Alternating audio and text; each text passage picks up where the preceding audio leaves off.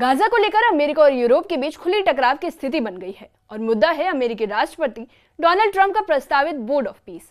यूरोपीय संघ का कहना है कि ये बोर्ड उस संयुक्त राष्ट्र सुरक्षा परिषद के प्रस्ताव से मेल नहीं खाता जिसके तहत गाजा के लिए अस्थायी व्यवस्था बनाई गई थी। यूरोपियन यूनियन की विदेश नीति प्रमुख काजा कल्लास ने साफ कहा कि यह संरचना न तो समय सीमा का पालन करती है और न ही इसमें फिलिस्तीनियों की भागीदारी सुनिश्चित है। वहीं अमेरिका का कहना है कि मौजूदा हालात में तेज और फोकस्ड मल्टीलेटरलिज्म की जरूरत है। जो आखिर ये बोर्ड ऑफ पीस है क्या, विवाद किस बात पर है, क्या इससे युद्ध विराम और दो राष्ट्र समाधान पर असर पड़ेगा? आज इस वीडियो में हम आपको इस पूरे विवाद को आसान भाषा में समझाएंगे। न्यूज़ 18 के सोशल मीडिया पर आपका स्वागत है और मैं आपके साथ साइमा परवीन। सबसे पहले समझ लेते हैं कि मामला शुरू कहां से हुआ। म्यूनिख सिक्योरिटी कॉन्फ्रेंस में काजा कल्लास ने खुलकर अमेरिका की योजना पर सवाल उठाए हैं।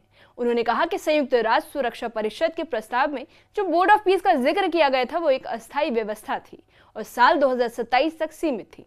लेकिन ट्रंप प्रशासन द्वारा बनाए गए बोर्ड में न तो समय सीमा का जिक्र है और न ही फिलिस्तीनियों की भूमिका साफ की गई है और यहीं से विवाद खुलकर सामने आया। आपको बता दें कि यूरोप का कहना है कि अमेरिका ने मूल यूएन मंशा को बदल दिया है।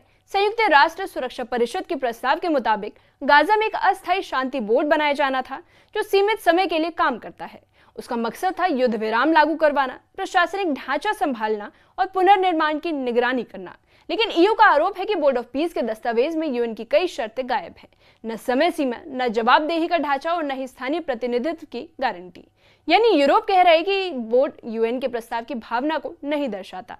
तो वहीं काजा कल्लास ने कहा है कि ये बोर्ड राष्ट्रपति ट्रंप का पर्सनल व्हीकल बन गया है, यानी एक बहुपक्षीय अंतर्राष्ट्रीय व्यवस्था कम और अमेरिकी नेतृत्व वाला ढांचा ज्यादा लगता है। उन्होंने ये भी कहा कि इसमें यूएन और फिलिस्तीनियों के प्रति जवाबदेही की कमी है। यूरोप की चिंता यह है कि अगर स्थानीय लोगों की आवाज शामिल नहीं होगी तो स्थायी शांति संभव नहीं हो पाएगी।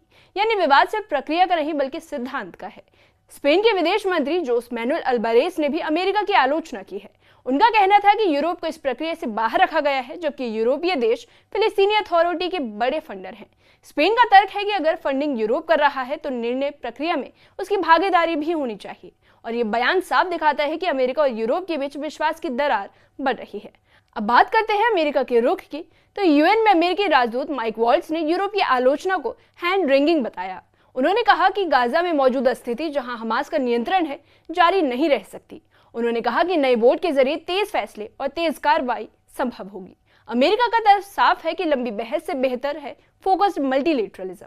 वहीं माइक वॉल्ट्ज ने यह भी बताया कि इंडोनेशिया 8000 सैनिकों के साथ एक इंटरनेशनल स्टेबलाइजेशन फोर्स में योगदान देने को तैयार है। यानी अमेरिका जमीन पर सुरक्षा व्यवस्था मजबूत करना चाहता है। वहीं कुछ देश यूएन के जरिए फंडिंग भेजने में सहज नहीं और इसलिए अमेरिका अलग ढांचा बना रहा है और यह भी विवाद का एक बड़ा कारण है। गाजा के लिए ट्रंप द्वारा नियुक्त प्रतिनिधि निकोले ने राजनीतिक विवाद से दूरी बनाई है और उन्होंने कहा कि सबसे जरूरी है humanitarian assistance, security and reconstruction. उनका बयान साफ था कि अगर तेजी नहीं दिखाई गई तो युद्ध विराम का दूसरा चरण लागू नहीं होगा बल्कि युद्ध का दूसरा चरण शुरू हो सकता है। यानी जमीन पर हालात बेहद नाजुक है। तो वहीं उन्होंने ये भी कहा कि गाजा को एक टेक्नोक्रेटिक कमेटी के तहत एकजुट करना होगा। हथियारों का डीकमीशन होना जरूरी है। इजरायली सेना की वापसी और प्रशासनिक स्थिरता के बिना पुनर्निर्माण शुरू नहीं हो सकता। यानी राजनीतिक खींचतान से ज्यादा जरूरी है जमीनी समाधान। फिलिस्तीनी नेता मुस्तफा बरगोती ने चेतावनी दे दी है कि वेस्ट बैंक की स्थिति दो राष्ट्र समाधान की उम्मीदों को कमजोर करती है। उन्होंने कहा कि सवाल सिर्फ जवाबदेही का नहीं बल्कि यह है कि दो राष्ट्र समाधान को खत्म होने से कौन रोकेगा। यानी यह विवाद भविष्य की शांति प्रक्रिया को भी प्रभावित कर सकता है। ये सार्वजनिक असहमति दिखाती है कि यूरोप और अमेरिका के बीच राजनीतिक मतभेद गहराते जा रहे हैं। तो वहीं ट्रंप प्रशासन तेज और केंद्रीकृत ढांचा चाहता है। यूरोप बहुपक्षीय, यूएन आधारित और जवाबदेह संरचना की वकालत कर रहा है। यानी दृष्टिकोण का फर्क साफ है। यूरोप कहता है कि फिलिस्तीनी अथॉरिटी का बड़ा वित्तीय समर्थक है और अमेरिका कहता है कि कुछ देश यूएन सिस्टम के जरिए अरबों डॉलर भेजने में सहज नहीं। यानी आर्थिक और प्रशासनिक नियंत्रण भी इस विवाद की जड़ में है। कुछ विश्लेषकों का मानना है कि सिर्फ गाजा का मामला नहीं बल्कि वैश्विक नेतृत्व की प्रतिस्पर्धा भी है। अब सवाल यह है कि क्या अमेरिका अकेले नेतृत्व करेगा या यूरोप और यूएन के साथ ढांचा बनेगा? यही असली सवाल है। और अगर यह विवाद बढ़ता है तो युद्ध विराम, पुनर्निर्माण और राजनीतिक समाधान में देरी हो सकती है और अगर समझौता हो गया तो शायद एक नया संतुलित मॉडल सामने आए। फिलहाल स्थिति संवेदनशील है। कूटनीतिक बहसों के बीच सबसे ज्यादा प्रभावित गाजा के आम लोग हैं। उन्हें चाहिए सुरक्षा, खाना, इलाज और घर। राजनीतिक टकराव से ज्यादा जरूरी है इंसानी जिंदगी। तो बोर्ड ऑफ पीस पर ईयू और अमेरिका के बीच टकराव सिर्फ एक प्रशासनिक बहस नहीं, ये तय करेगा कि गाजा का भविष्य किस दिशा में जाएगा, यूएन आधारित बहुपक्षीय मॉडल या अमेरिकी नेतृत्व वाला तेज ढांचा। इस मामले पर आप क्या सोचते हैं, कमेंट सेक्शन में कमेंट करके बताइए।